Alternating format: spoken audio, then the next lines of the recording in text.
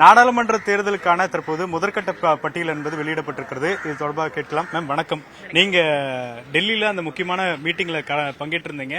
எல்லா மாநில பட்டியலும் உறுதி செய்யப்பட்டதுன்னு சொல்லியிருந்தீங்க. தமிழ்நாடு இன்னைக்கு எதிர்பார்த்தோம், என்ன நடக்கும்? தமிழ்நாடு அந்த பட்டியலில் வரல. தமிழ்நாடு, கர்நாடகா, ஒடிசா, ஆந்திரா இந்த மாநிலங்கள் எதுவுமே அந்த அன்னைக்கு நடந்த வேட்பாளர்கள் பட்டியல் மாநிலத்தில் அது இல்ல. அன்னைக்கு எதெல்லாம் முடிவாச்சோ அதை இன்னைக்கு அறிவிச்சிருக்காங்க. அடுத்த கட்டமாக அடுத்த மாநிலங்கள் எல்லாம் வரும். அடுத்த கட்ட பட்டியல் எப்பொழுது வெளியாகும்? குறிப்பா தமிழ்நாட்டில் முதற்கட்ட 2வது கட்ட பட்டியலில் எவ்வளவு பேர் இடம்பெற வாய்ப்பு இருக்கு? எல்லா கட்சி சொல்லும் இதே மாதிரிதான். உங்களுக்கு எல்லாத்தையும் அறிவிப்போம். முன்னாடியே நான் சொல்ல முடியுமா அதெல்லாம்? மேம் இப்போ குறிப்பா நீங்க கோவையில நிக்க வாய்ப்பு இருக்கா? நீங்களும் சட்டமன்ற உறுப்பினரா இருக்கிறதுனால இந்த கேள்வி முன்வைக்கிறேன். கோவை நாடாளுமன்ற தொகுதியில நீங்க போட்டியிட வாய்ப்பு இருக்கா? கட்சி தலைமை யாரை எங்கு போட்டியிட சொல்கிறதோ அங்கு போட்டியிட வேண்டியதுதான் எங்களோட வேலை.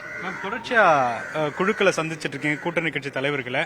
பேச்சுவார்த்தை இந்த அளவு சுமூகமாக இருக்கு. இன்னும் பெரிய கட்சிகளாக யாராச்சும் அணுக வாய்ப்பு இருக்கா? எங்களை பொறுத்த வரைக்கும் பிரதமர் மோடியை ஏற்றுக்கொள்கின்ற, தேசிய ஜனநாயக கூட்டணியில் இணைகின்ற விருப்பம் இருக்கின்ற எல்லாரையும் சந்தித்து பேசுவதற்கு இந்த குழு தயாராக இருக்கிறது. ஓபிஎஸ், டிடிவி இவங்ககிட்ட அனுமதி டைம் கேட்டிருக்கீங்களா? என்ன சந்திக்கிறதுல என்ன பிரச்சனை இருக்கு? நாங்க யாரை சந்தித்தாலுமே ஊடகத்துக்கெல்லாம் தகவல் சொல்லிட்டு தான் சந்திக்கிறோம். அதனால அவங்க சந்திச்சாலும் நிச்சயமா உங்களுக்கு எல்லாம் சொல்லிட்டு தான் சந்திப்போம். தொடர்ச்சியா இப்போ திருநெல்வேலி, நெல்லை இந்த பகுதியில ஒரு பெரிய பரபரப்பா நயினார் அவர்கள் மீண்டும் போட்டியிட வாய்ப்பு இருக்கு அப்படின்னு சொல்லி பேசப்படுகிறது. எப்படி பாக்குறீங்க?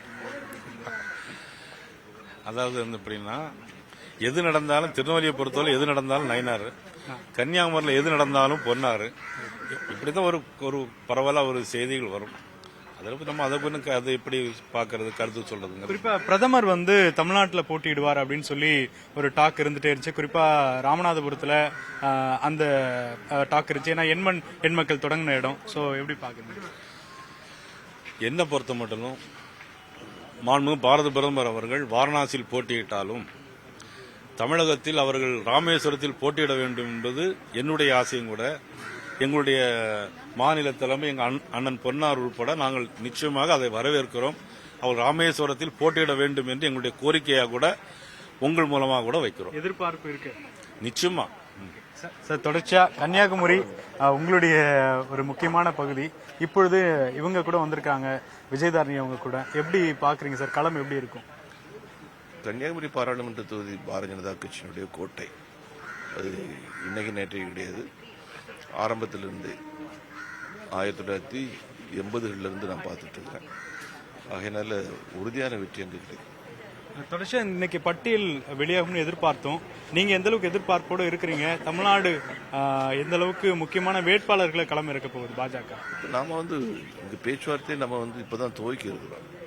அது பேச்சுவார்த்தைகள் முடிஞ்ச பின்னாடி தான் எந்தெந்த கட்சிகள் எந்த எண்ணிக்கையில் போட்டியிட விரும்புறாங்க, எந்த பாராளுமன்ற தொகுதியில் போட்டியிட விரும்புறாங்க, இதெல்லாம் கலந்து ஆலோசித்த பின்னாடி தான் நாம அலைன்ஸ் ஃபைனலைஸ் ஆகலன்றதுனாலதான் தாமதமாக கூடிய சூழல் இருக்கு. அப்படி புரிஞ்சுக்கலாங்களா? அதுவும் ஒரு காரணம். இப்போ கூட்டணி முடியும் வரை பட்டியல் அப்படிங்கிறது தாமதமாகும் பாஜக சார்பில். நிச்சயமா நீங்க கட்சிகளை விட்டுக்கிட்டு நாம அறிவிச்சிட்டு போக முடியாது. அது எந்த கட்சியும் எந்த கூட்டணியிலும் பேச முடியாது. எல்லாருக்கும் சம ரீதியான ஒரு மரியாதை கொடுக்கப்பட்டு ஆக வேண்டும், எந்த கட்சியாக இருந்தாலும்.